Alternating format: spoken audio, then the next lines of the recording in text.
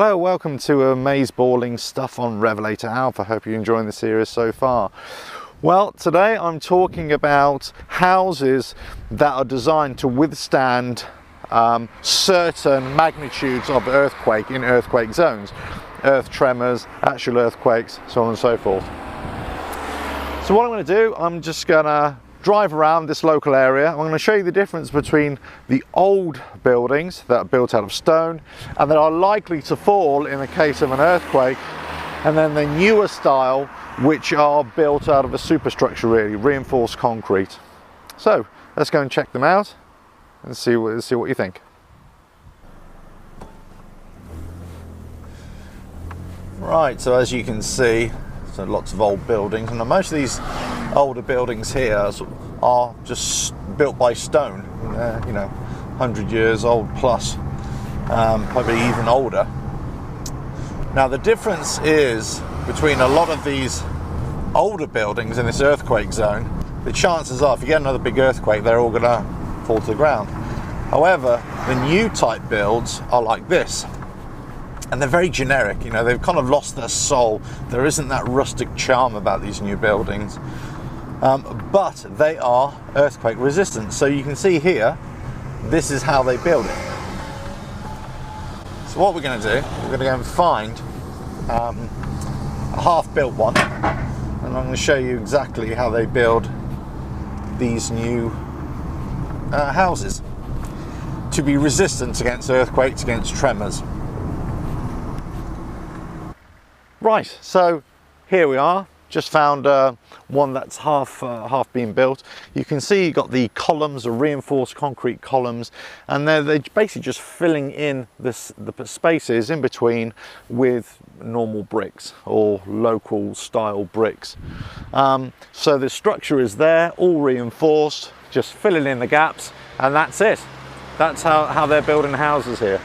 Unfortunately, the last sort of 30 plus years that they're building in this style, many of the houses have lost their charm. They're very generic, they're very samey, I would say.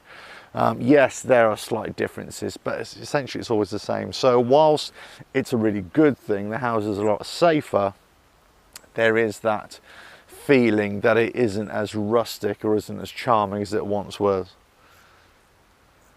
But, you know, they do the business, and everybody would, you know, there's no way they would go back, you know, to the old style houses. Now, of course, there are some houses that have survived quite a few earthquakes. Old churches that survived, you know, the earthquakes as well. I mean, if you look on top of the mountain right there, there's a church right on top of the nearby town. And that's 300 or 400 years old as well. Many examples of that in the surrounding area of really old buildings, you know, thousands of years old in some cases, that are still standing in an earthquake zone. And I suppose that's testament to the build quality, the engineering of the time of the builders at the time, and they're very thick walls and so on and so forth. However, as time progressed, you know, up into a couple of 100 years ago or 100 years ago, the building became a lot not as strong, you might say. And also, if you look at some of these towns in this area, and mountainous area, they're actually built right on the side of the mountains. So regardless of whether you've got reinforced concrete houses or old style houses, if the whole side of the mountain falls away, that's it, you know, the whole communities are lost. Which is exactly what happened here in this area. 1980, huge earthquake hit the zone, a nearby town completely destroyed. This one here, Oliveto Citra, didn't fare too badly.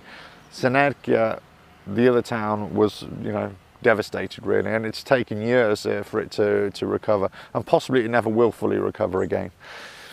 The problem with earthquakes or any kind of disaster, it destroys the community, because people, those surviving, they either left to pick up the pieces and try and rebuild where they are, or they think, you know, we've got to leave, we've got to go somewhere else, and that's what decimates an area. So the whole area takes a long time to rebuild. But anyway, so these are the practices now being used to build earthquake-proof houses. They will stand a certain tremor, up to 7 or 8 on the Richter scale, you know, short bursts, but anything more than that, if the whole ground and rock moves, that's it, you've got no chance, they're all going down. Anyway, hope you enjoyed this Amaze Balling Stuff on RevelatorAlf. Please subscribe, hit the notifications button. Please leave comments and tell me about you know, your thoughts on earthquake-proof housing, that kind of thing. And if you like the video, please give it a like. Right, catch you on the next one. Cheers.